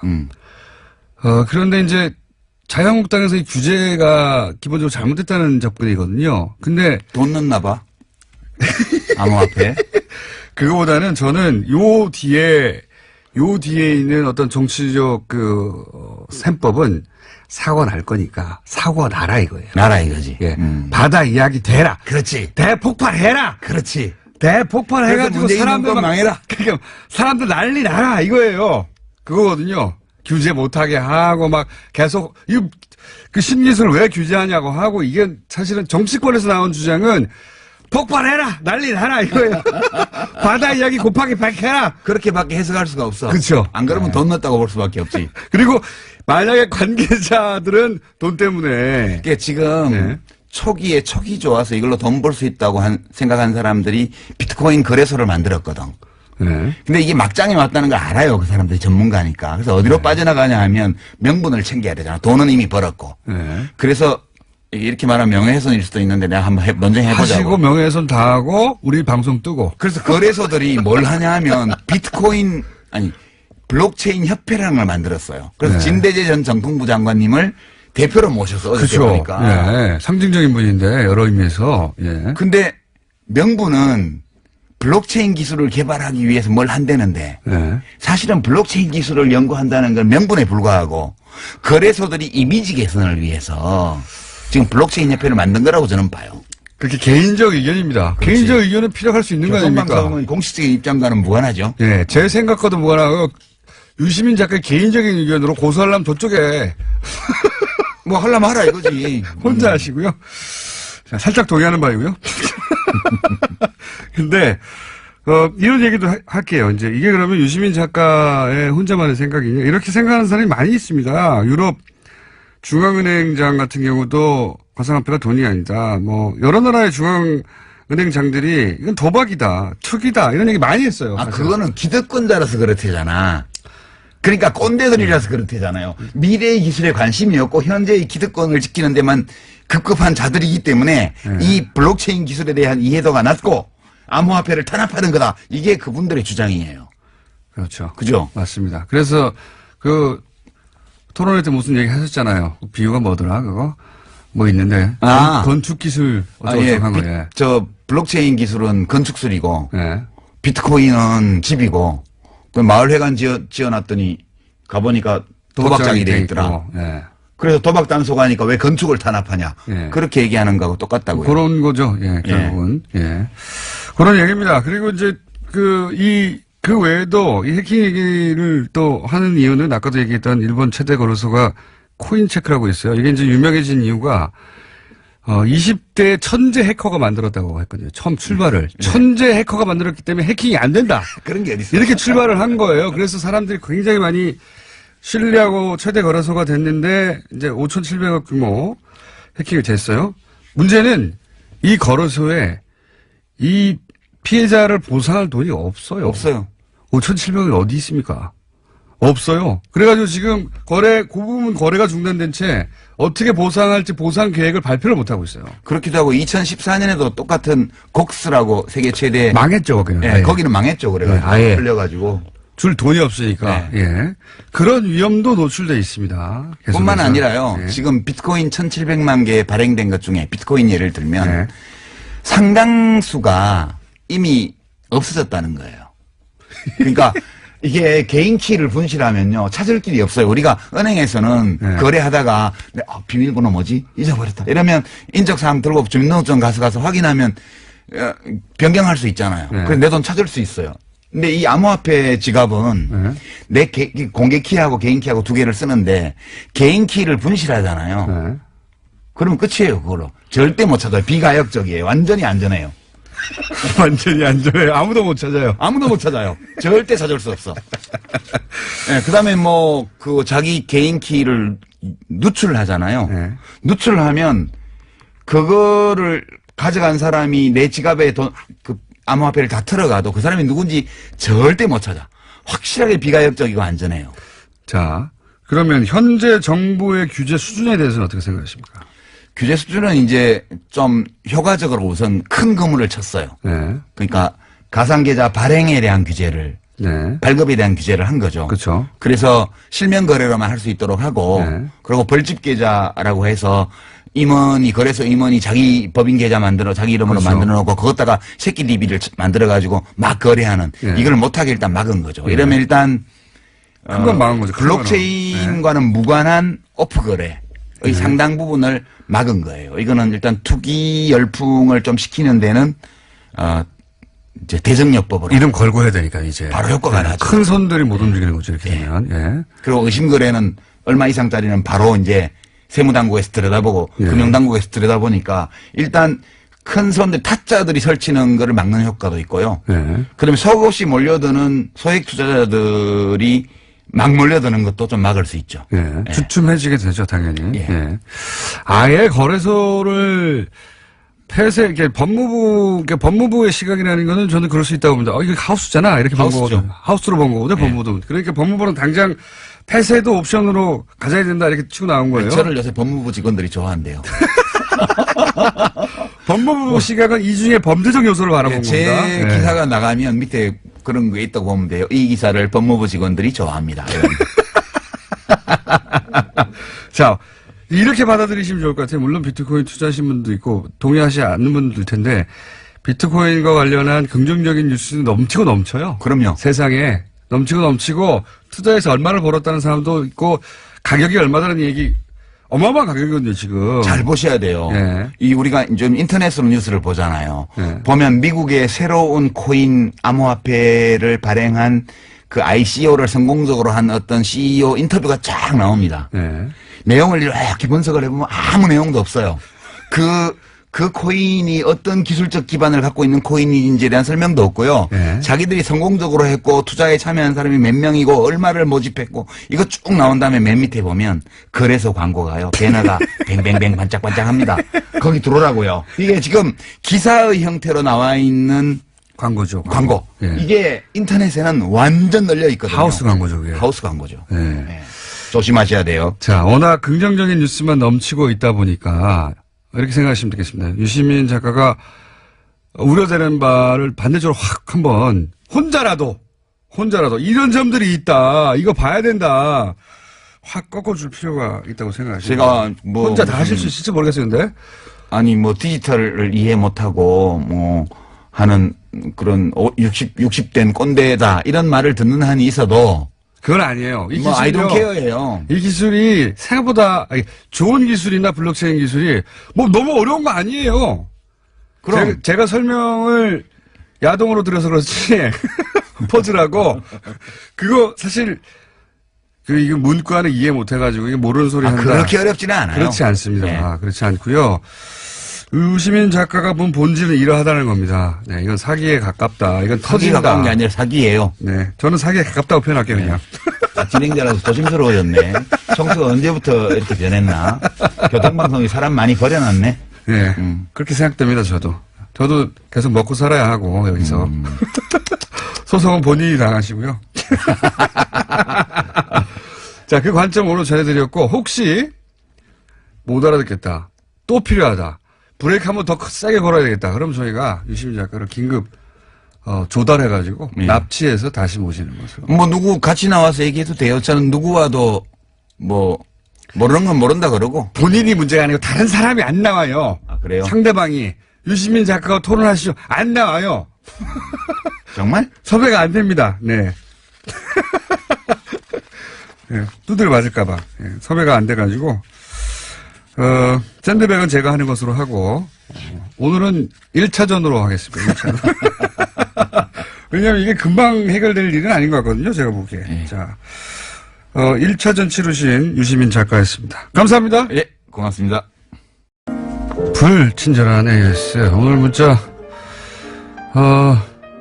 김성태 의원 혹은 뭐 홍준표 대표 안 나오셨는데 이렇게 문자가 많이 나오는 경우가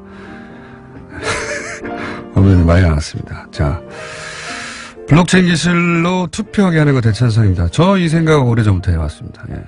이거야말로 우리 정부에서 블록체인 기술로 무엇을 할 수 있는지 입증할 수 있는 영역이고 미래 가치가 충분한 영역이라고 봅니다. 저는.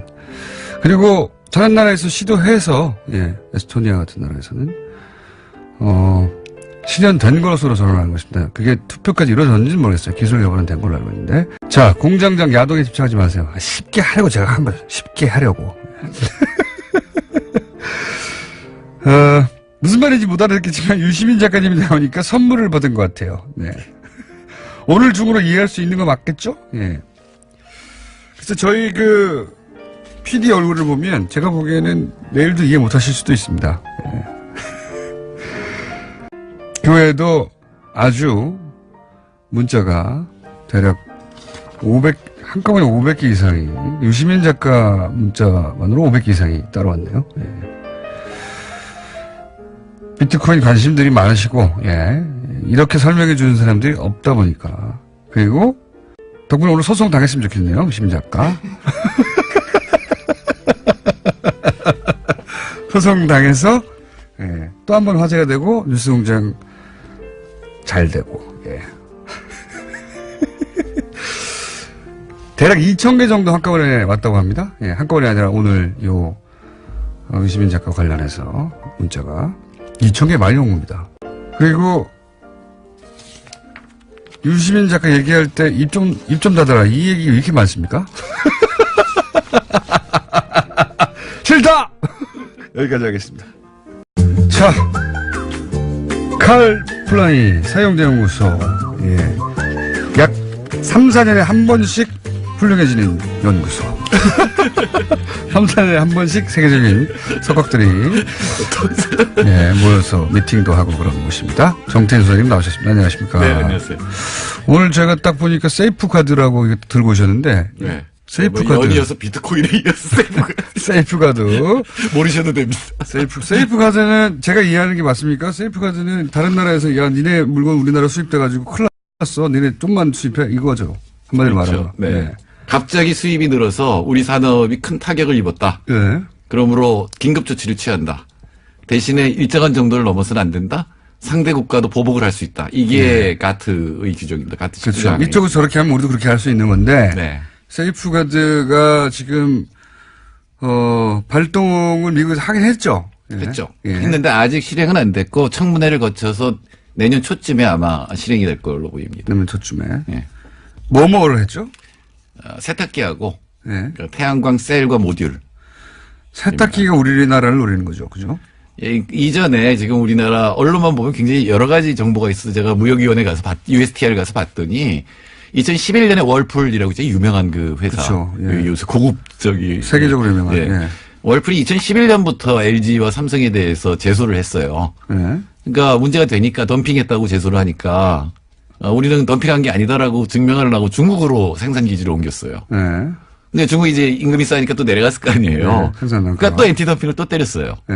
그러니까 이번에는 말레이시아나 이렇게 더 베트남이나 이런 데로 옮겼어요. 네. 그러니까 사실은 지금 한국산 세탁기에 때렸고 삼성 LG 제품인 건 맞는데 예. 생산은 지금 아시아 전역에서 지금 하고 있는 거라고 보면 되고요. 예. 태양광은 중국이 장악한 겁니다. 그렇죠. 중국의 전 세계 뭐 60%인가 70%인가 예, 한다고 그래서 그러는데. 중국이 2017년에 이 제소를 받고 네. 그다음에 이걸 또 다시 동남아로 옮겼어요. 그래서 사실은 지금 트럼프가 세이프가드를 때린 거는 중국산과 한국산이지만 아시아 생산 전체에 대해서 지금 때린 거나 마찬가지입니다. 아시아 생산 네트워크에 대해서 지금 도전을 한 거나 마찬가지입니다. 그래서 그렇군요. 잘 보면은 그 무역위원회 우리 한국에서 생산한 거는 제외되는 거 아니냐는 거 아닙니다. 지금 확인하고 들어왔는데 네. 한국은 제외되지 않는다. 다만 캐나다는 제외돼요. 캐나다의 세탁기 생산은 제외됩니다. 그건 왜 캐나다는- 제외되죠? 그거는 FTA 규정 때문에 그렇게 이제 어허. 본 건데 캐나다는 피해를 직접 일으키지 않기 때문에 제외됐고 네. 다만 태양광은 둘 다 캐나다와 멕시코 둘 다 제외 안 됐는데 캐나다의 세탁기는 제외됐고 네. 확실하게 한국산은 제외되지 않는다라고 명시되어 한국산 이 세탁기가 실제 피해를 많이 입히고 있어요? 그러니까 그 미국 그러니까 세탁기 산업의 관점에서 태양광은 확실히 그런데 태양광. 예. 월풀이 5년 동안 41.8%에서 38%로 줄었어요. 2%, 3% 정도 피해를 줬어요. 시장 점유율이. 예, 다만 그게 넘어간 게 뭐냐면은 삼성이 6.6에서 한 17%로 늘었어요. 어허. 그러니까 그 부분이 영향을 미쳤을 텐데 네. 월풀이라고 하는 세계적인 세탁기 회사가 이것 때문에 망했다라고 지금 제소를 한 거죠. 그 월풀이 힘이 세고 로비력이 있다라고 봐야 되는 거겠죠. 근데 트럼프는 그걸 왜 들어준 겁니까, 그럼? 자기 이익이 안 되면 안 움직이는 사람이잖아요. 그 공장 약속했잖아요. 제조업을 돌려오게 해서 그러면서 트럼프가 한 얘기가 재미있는데 미국 제조업을 살린다. 선거용이네, 선거용. 삼성하고 LG가 네. 이 사우스 캐롤라이나랑 테네시에 공장을 세우겠다 그랬어요. 네. 세탁기 공장을. 네. 근데 이렇게 세이프가드를 발동하면 확실하게 올 거다. 왜? 밖에 있으면 무조건 맞으니까 20% 받는 거거든요. 180만 대까지는 관세가 20%니까 가격이 20% 올라가 버려요. 월플한테는 나쁜 거 아닙니까? 월플한테는 좋죠. 나쁜 거 아닙니까? 제 말은? 가격 경쟁력이 생기죠. 가격이 올라가니까, 네. 산업은 유치하고, 네. 그래서 이제 고용은 얻고, 예, 결국은 선거용이네, 일종의. 선거용이고 자기는 약속을 지키는 게 되는 거죠. 트럼프는. 근데 이제 지금 사실은 우리나라에서 생각해보면 기업은 분명히 손해를 봐요. 잘 생각해보면 삼성과 LG 이익이 줄어들어요. 그래서 우리나라에서 그렇죠. 일자리가 줄어드는 건 거의 없을 거예요. 삼성과 LG가 이제 얼마나 피해가 예상되는 겁니까? 지금 전방치로는? 지금 모르죠. 그러니까 이게 지금 통계도 그런데 대체로 둘 다 10억 불 정도 수출을 하고 있다라고 나오고 있는데. 수출 많이 하긴 하네요. 예, 많이 합니다. 예. 근데 그거에 대해서 이제 관세가 180만 대까지는 20%, 180만 대가 넘어가면 50%거든요. 예. 그 가격이 반이 올라가는 거기 때문에 그러네요. 타격을 보기는 볼 거예요. 근데 아마도 지금 1년의 유예가 있고 있기 때문에 그 사이에 뭔가 타협이 이루어질 여지는 분명히 있는 거고요. 선거가 끝나겠죠. 예, 선거가 끝나면 달라질 수도 있고 왜냐하면 이게 또 한미FTA 개정 협상하고 맞물려 있잖아요. 예. 사실은 한국 정부나 국민의 입장에서는 재벌 두 개의 기업 이익이 줄어드는 건 확실하지만 일자리나 우리나라 GDP에 미치는 영향은 적거든요. 세탁기만 놓고 보면. 근데 우리 업계가 이럴 경우에 가격이 올라가더라도 뭐 이렇게 품질이나 디자인으로 어떻게 승부해가지고 그건 그렇다고 봅니다. 돌파할 거라고 봐요, 저는. 아시아적 생산 체제가 세계 최고라고 하는 거는 일본이나 한국 같은 최첨단 기술이 있잖아요. 네. 그다음 중국이 중간 기술을 갖고 있고 굉장히 많은 노동력을 갖고 있는데다 요새 인도, 말레이시아, 인도네시아가 전부 5% 이상 성장하고 있거든요. 네. 이게 전부 생산이 글로 가가지고 지금 전체가 하나의 시스템이거든요. 네. 근데 이 시스템에 대해서 싸우겠다. 그러니까 사실은 지금 공동 대응을 해야 돼요. 아시아가 생산 블록이 만들어지고 있는 거예요? 그 블록은 예전부터 일본으로부터 시작해서 이른바 신흥공업국 대만, 한국, 싱가포르, 그 다음에 이제 동남아까지, 중국, 동남아까지 해서 이 시스템은 유럽이나 나프타 체제라는 게 도저히 이길 수 없는 시스템이죠. 인구만 해도 얼만데요. 이게 뜬금없는 질문인데, 저는 항상 그게 부러워서 이게 EU처럼 아시아 국가들이 어느 순간 국경과 또는 뭐 화폐 문제를 해결하고 이런 날이 올 수 있을까요? 그게 사실은 동북아위원회가 하려고 했던 일이잖아요. 15년 전에. 저는 그걸 진짜 보고 싶거든요. 개인적으로. 근데 그게 굉장히 다른 게 뭐냐면은 EU는 소련의 위협에 대해서 유럽이 뭉치는데 미국이 도와준 거잖아요. 예. 근데 동아시아가 되려면 동아시아 핵심은 중국이잖아요. 예. 중국 때문에 어렵다는 건 저도 항상 생각했어요. 그러니까 미국이 중국을 견제해야 되기 때문에 아시아의 공동체가 형성되는 걸 도와주진 않아요. 그러니까 우리 스스로 만들어내야 되는데 그러려면 안에서 해결돼야 될 문제가 굉장히 많다는 거죠. 게다가 물론 뭐 이건 통일도 돼야 됩니다. 왜냐하면 일단 끊어져 있으니까요. 근데 생각해 보시면 아시아의 모든 국가하고 육로로 연결됐거든요, 우리가. 그렇죠. 섬나라만 빼고. 예. 그러니까 다 갈 수 있는 거예요. 베트남도 비행기 타고 가는 게 아니라 차 타고 갈 수도 기차 타고 갈 수도 있는. 네, 초고속 열차를 만들면. 유럽처럼 다 묶여 있는데 이게 이제 지금 휴전선이 있고 뭐 그리고 중국이라는 뚜껑이 너무 커 위에 막고 있는 게 그러다 보니까 상상력 여기서 제한이 있는데 갑자기 그게 생각이 나가지고 아시아가 중국의 중국몽이라고 하는 거는 AIB를 통해서 아시아 대륙을 다 묶어버리고 유럽까지 연결하겠다는 거거든요. 이제 중국의 중심이 돼서 그걸 하려고 하는 거죠. 지금. 네, 그러니까 미국이 막는 거고 그거를 중간에 있는 국가들이 어떻게 서로 견제하고 도와주게 만드느냐 이게 어떻게 보면 크게는 관건이라고 생각하는데 세이프가 돼서 너무 많이 나갔다. 그러니까요. 우리가 지금 몇 분 남았는지 모르네. 예. 2분 남았네요.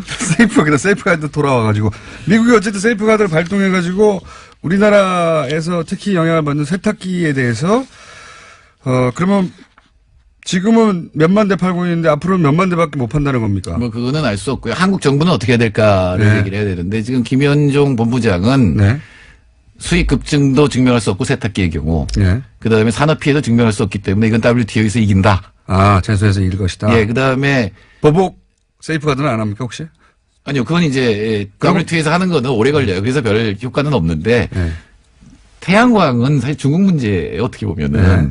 그래서 그거는 뭐 우리나라 기업이 일부 영향을 받긴 하지만 이제 중국이 이제 대응을 할 건데 한국이 더 할 수 있는 건 보복 관세를 물릴 수 있어요. 그럼 우리 그런 것 좀 해봤으면 좋겠어요. 뭐 없습니까? 근데 아까도 말씀드렸지만 우리나라 자체에서 생산되는 건 그렇게 많지 않거든요. 네. 그러니까 아시아 국가, 아시아 생산체 전체가 보복 관세를 때리면 미국이 불복하죠. 요 세탁기 해가지고 우리가 좀 외교력을 발휘해가지고 각 그 경제부 장관끼리 다 모여서 동시에 한번 해보자 이렇게 할 수도 있겠네요, 진짜. 네, 태양광은 아시아 함부로 내리지 말아 니네. 태양광은 1위가 말레이시아예요. 2위가 중국, 3위가 한국이거든요. 그래요?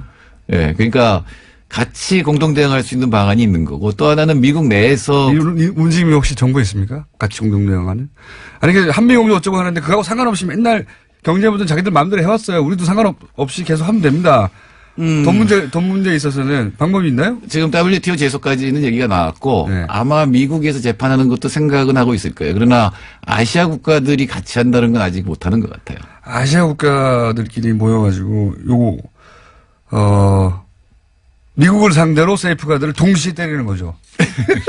아니 그건 뭐 생각할 수도 있는 겁니다. 왜냐하면 가장 피해보는 건 동남아 국가들. 그런 거 좀 해봤으면 좋겠어요. 그런 거. 그리고 또 하나 당부하고 싶은 거는 시간이 잘 아시겠지만 20분밖에 안 트럼프의 협상 전략이잖아요. 뭐 선물하면 예스 땡큐 그리고 처음부터 다시 시작이잖아요. 네. 여기서 그거 받는다고 바뀌지 않거든요. 네. 그걸 다 연계해서 장기 플랜을 세워야 되겠죠. 그러면 아시아 떼거리 세이프가드를 한번 해보자 생각이 듭니다. 여기까지 하겠습니다. 정태인 소장님이었습니다. 감사합니다. 감사합니다.